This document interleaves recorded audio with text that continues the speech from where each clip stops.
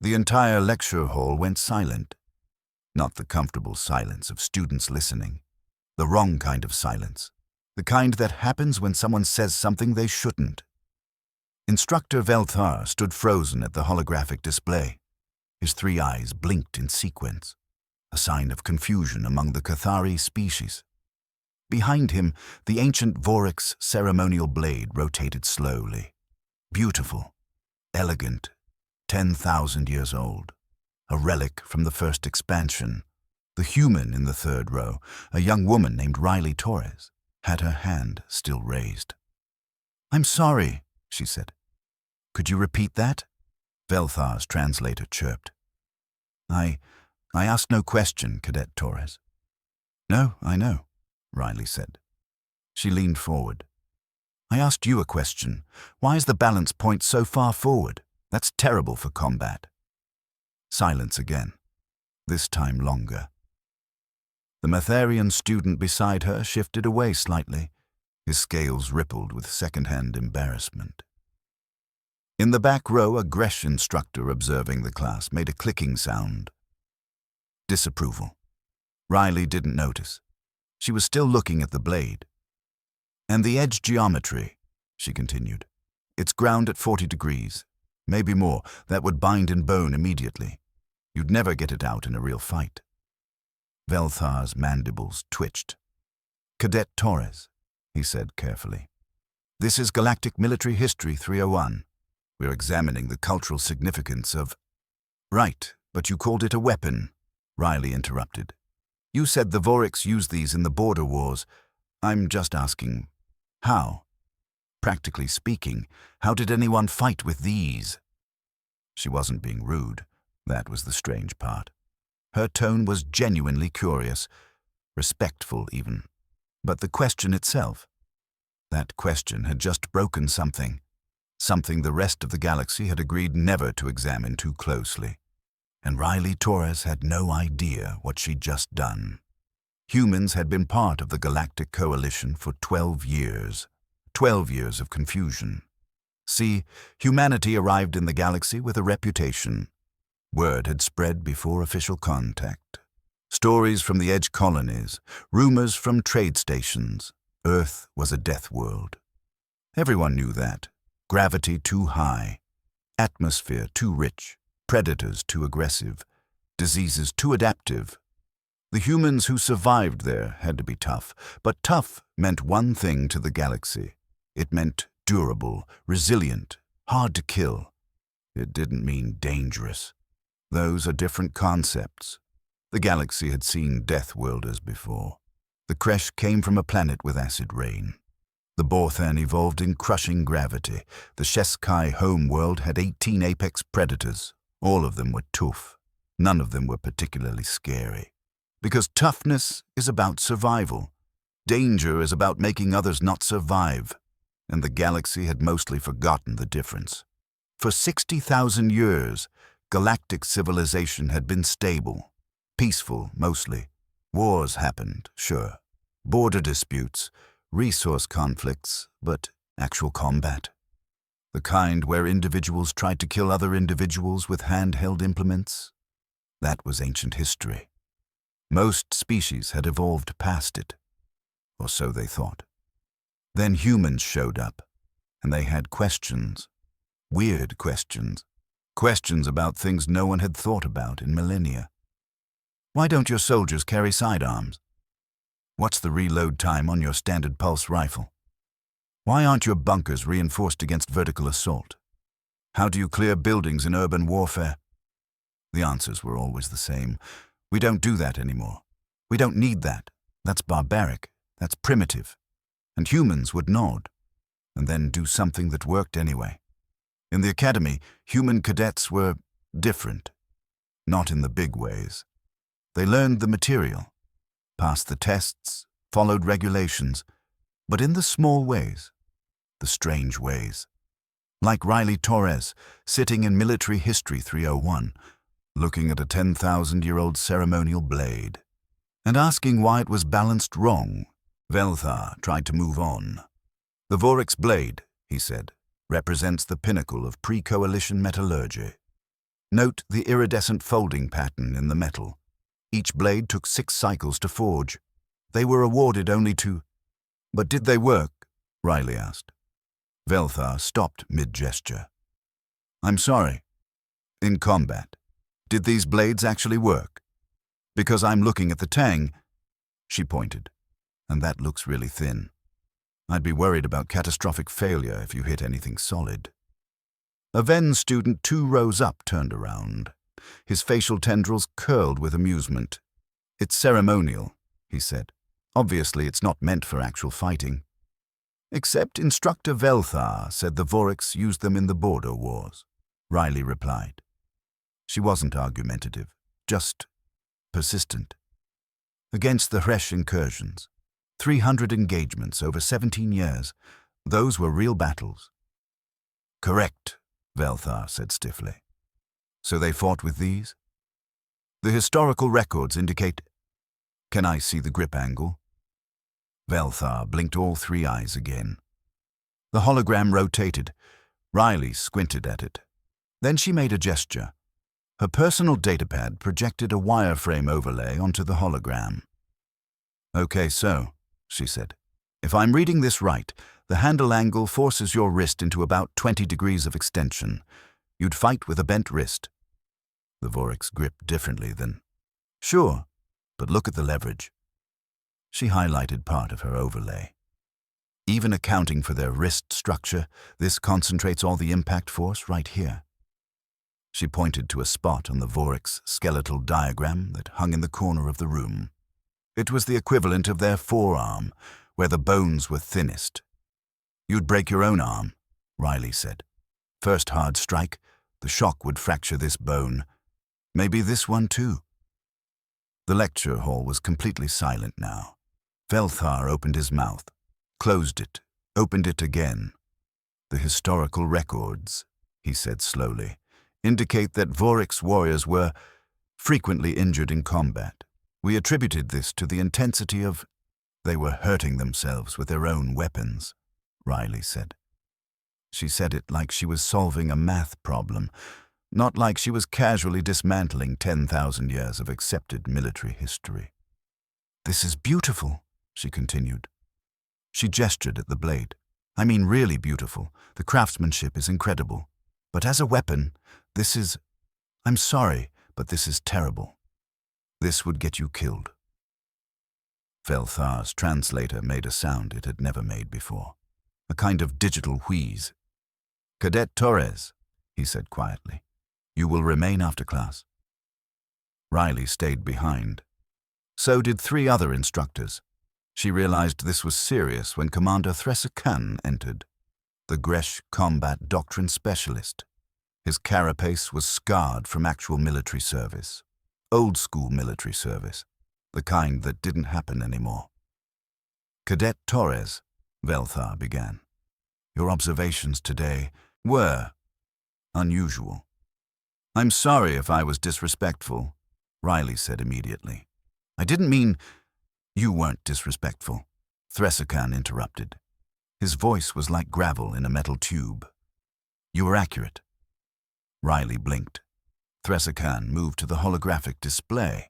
He pulled up 6 more artifacts. Different species, different eras, all weapons. Examine these, he said. Riley approached slowly.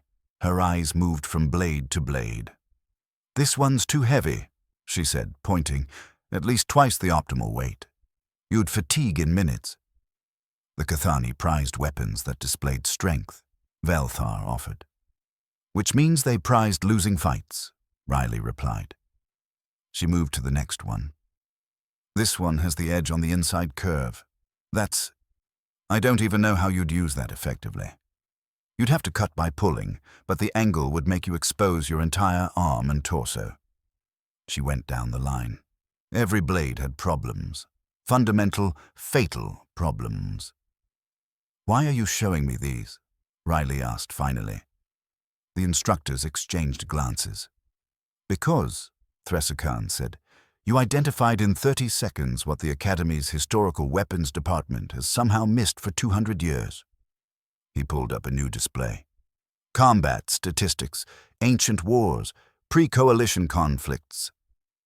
Casualty rates in blade combat, Thresakan said, across 14 species, over 4,000 years of recorded conflicts. The numbers were staggering: 80% casualties in close combat, 70% from wounds that should have been survivable, 40% from what the records called equipment failure.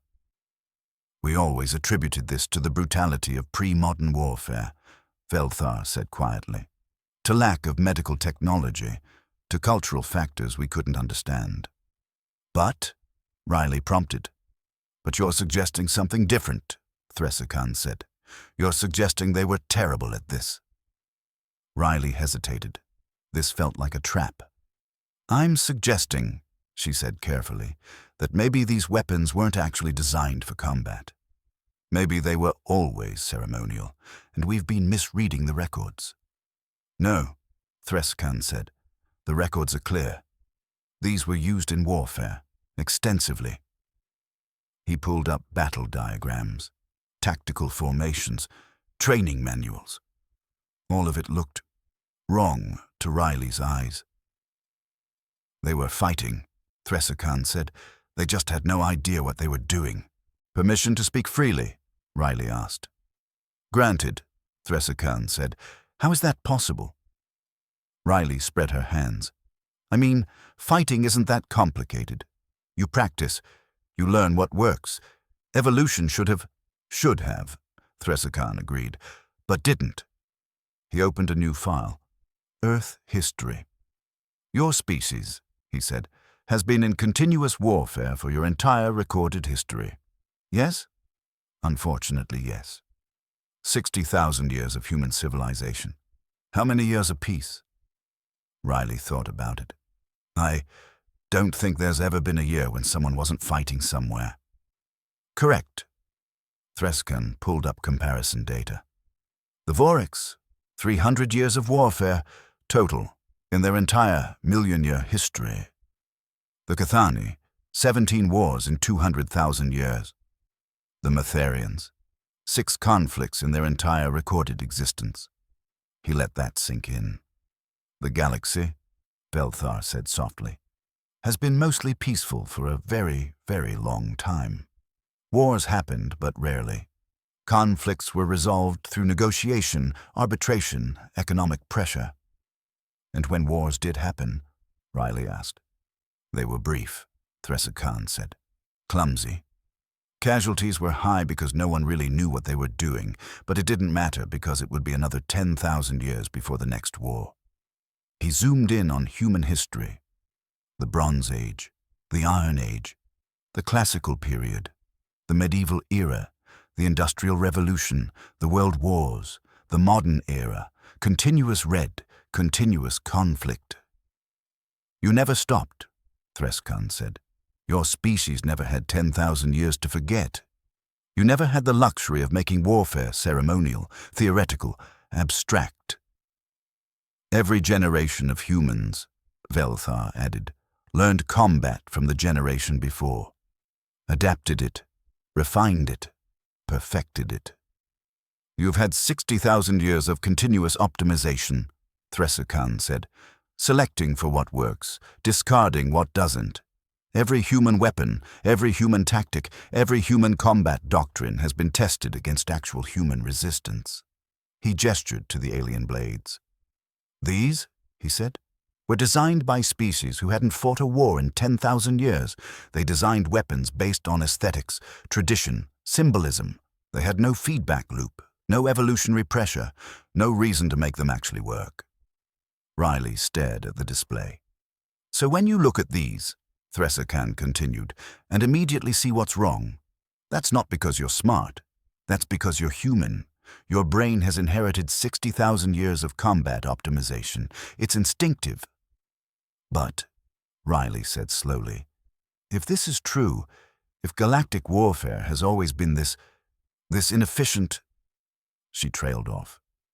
The implications were hitting her. Yes, Thresakan said. Now you understand.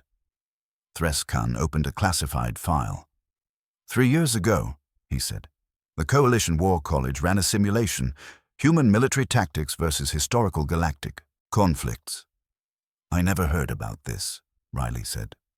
It was classified immediately, Velthar said, for morale reasons. The simulation results appeared. Riley read them again. This can't be right, she said. It's correct, Thresakan said. We ran it 40 times. Different parameters, different scenarios, different historical conflicts. You're saying, Riley said slowly, that a single human battalion could have changed the outcome of the Vorix border wars? A single human company, Thresakan corrected. Maybe less. The numbers were absurd. Human tactics applied to historical galactic conflicts resulted in casualties reduced by 90%. Wars shortened by 80%. Territory gained increased by 300%. But these are major historical events, Riley protested. Wars that shaped galactic civilization. You're saying humans could have just won them. Casually, Thresakan said. Human tactics, even basic infantry doctrine, is more advanced than anything the galaxy has seen in 50,000 years. He pulled up more data. Your small unit tactics, fire and maneuver, suppression and flanking, vertical envelopment. These concepts don't exist in galactic warfare. We never developed them because we never needed them. When we fight, Velthar said, we line up. We shoot. Whoever has more soldiers wins. That's the extent of galactic combat doctrine. Because it always worked, Thresakan added. Against other species who also didn't know what they were doing, it was fine, functional. But against humans, Riley whispered. Against humans, Thresakan said, traditional galactic warfare is suicide. He showed her combat footage, training exercises where human cadets faced off against galactic military units. It wasn't close. It wasn't even fair. Human units moved like water, flowing, adapting, every member knowing instinctively how to support the others. Galactic units moved like exactly what they were, civilians with guns. This is why, Velthar said quietly, your question today was so problematic. Because I revealed this, Riley asked. Because you revealed this accidentally, Thresakan corrected. You looked at a weapon and immediately understood it was wrong. You didn't study it. You didn't analyze it. You just knew. That level of instinctive combat understanding, Velthar said, is terrifying to the rest of the galaxy. Riley sat down slowly. The Academy Board of Directors, Thresakan said, has been debating how to handle human integration into the military. Some want to restrict human advancement. Limit your roles. Why? Riley asked. Because they're afraid. Velthar said simply, you're 3% of Coalition population, but human combat methodology is so advanced that military strategists are worried about what happens when humans start filling command positions. You think we'd... Riley couldn't even finish the sentence. No, Thresakan said firmly. We don't think you'd conquer the galaxy, but we do think you'd reshape every military structure in it. Just by being yourselves. Just by asking questions like, why is this balanced wrong for combat? The galaxy, Velthar said, has spent 60,000 years building military traditions on foundations of sand. You humans keep pointing out the sand. And some species, Thresakan said, don't like that. What happens now? Riley asked. Now, Thresakan said, we make a choice. He closed the classified files. Option 1. We continue as we have been. Ignore the implications. Maintain tradition. Let human cadets like you ask uncomfortable questions and pretend we don't know the answers. Option 2, Riley asked. Option 2. We adapt. We acknowledge that humanity has expertise the galaxy needs. We integrate human combat doctrine into coalition military structure. That sounds better, Riley said. It would also, Velthar said, fundamentally alter galactic civilization. Military doctrine shapes culture.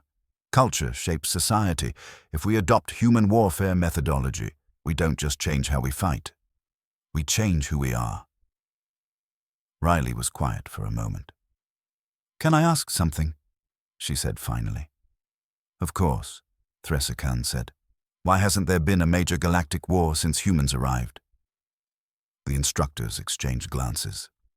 "I mean," Riley continued, "I've studied the history. Before first contact, there was usually a conflict somewhere every few years. Small stuff, sure. Border disputes, but regular. Since humans joined, 12 years. Nothing. Not one war." "You think that's connected?" Velthar asked. "I think," Riley said, "that maybe the galaxy looked at human combat footage and collectively decided fighting wasn't such a great idea anymore." Thresakan's mandibles curved, the Gresh equivalent of a smile. "You're not entirely wrong," he said. "There have been 3 near wars in the last 12 years.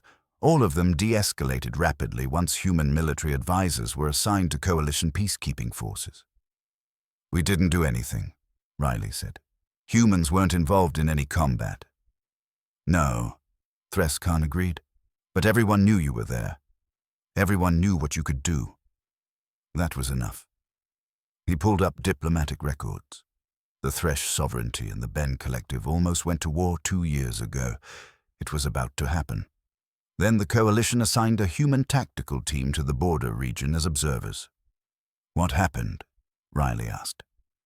"Both sides requested immediate mediation," Velthar said. "The conflict was resolved in 3 days." "Because," Threskan said, "neither side wanted to be the first species to face human combat doctrine in actual warfare. Neither side wanted to be the example." Riley felt cold. "We're not trying to scare anyone," she said. "We know," Velthar said gently. "That's what makes it work. You're not threatening. You're just competent, frighteningly competent, and the galaxy knows it." "There's a phrase circulating in military channels," Thresakan said. "Unofficial. The instructors don't use it, but the students do." "What phrase?" Riley asked. "Never fight a human war," Threskan said. "It means never let a conflict escalate to the point where human combat doctrine becomes relevant, because once it does, you've already lost." "That's not fair," Riley said. "We're not—" "It's not about fair," Thresakan interrupted. "It's about 60,000 years of evolutionary pressure. Your species learned to fight, really fight. The rest of us learn to avoid fighting. There's no shame in acknowledging expertise." "So what do I do?" Riley asked. "You," Thresakan said, "are going to be transferred." Riley's stomach dropped. "Transferred?" "To a new program," Velthar said. "Humanity's arrival has created a need. Someone needs to teach galactic military personnel how combat actually works." "The Coalition Military Research Division," Thresakan said, "is creating a department dedicated to analyzing historical galactic warfare through human tactical understanding. Finding out what we got wrong, how we survived despite ourselves." "You want me to teach?" Riley asked. "We want you," Threskan said, "to keep asking questions, like you did today. Questions no one else thinks to ask." "Questions like, why is this balanced wrong?" Riley said. "Exactly like that," Threskan confirmed. "Because every time you ask a question like that, you identify something the galaxy has missed for millennia. You make us better. And," Velthar added, "you make war less likely. Because the more the galaxy understands real combat, the less anyone wants to engage in it." Riley thought about it. "Okay," she said. "I'll do it." "Good," Thresakan said. "Your first assignment. The Academy wants you to review all ceremonial weapons in the historical archives. Identify which ones were actually effective, which ones weren't, and most importantly, why." "The entire archives?" Riley asked. 40,000 artifacts, Velthar said, "from 800 species, covering 150,000 years." Riley grinned. "I'm going to need a bigger datapad." 6 months later, Riley Torres published her findings. The report was titled, An Analysis of Pre-Coalition Edged Weapons, Design Intent versus Combat Efficacy. It was 600 pages long. It identified that 93% of historical galactic weapons were fundamentally flawed for combat use. It revolutionized the field of military archaeology overnight. 3 major species had to rewrite their military histories. 17 museums changed their exhibits. The Coalition War College overhauled its curriculum, and Riley Torres became the youngest professor in Academy history. She still teaches that class. Galactic Military History 301. But now, when she shows students the Vorix's ceremonial blade, she starts with a different question. Not, what does this represent culturally? But, why is this balanced wrong for combat? And then she waits. She waits for students to question things the galaxy has accepted for millennia. She waits for them to apply human thinking to galactic problems. She waits for them to realize that traditional doesn't mean correct. Because that one question, that simple observation about balance points and edge geometry, changed how the galaxy understood warfare. It changed how they taught history. It changed how they approached conflict, all because one human cadet looked at an ancient blade and asked the question that shouldn't have been asked, the question that no one else had thought to ask in 10,000 years. Why is this balanced wrong? Sometimes the most important questions are the simplest ones. Sometimes expertise means seeing what everyone else missed. And sometimes being primitive just means you never stopped learning. If you enjoyed this story, hit that like button and subscribe for more HFY content where humans bring their unique perspective to the galaxy. Drop a comment and tell me, what human skill do you think would shock the galaxy most? Combat tactics, engineering, cooking? Let me know below. Next video. Alien chef asked for human mild spices. Human brought Carolina Reaper. See you in the next one.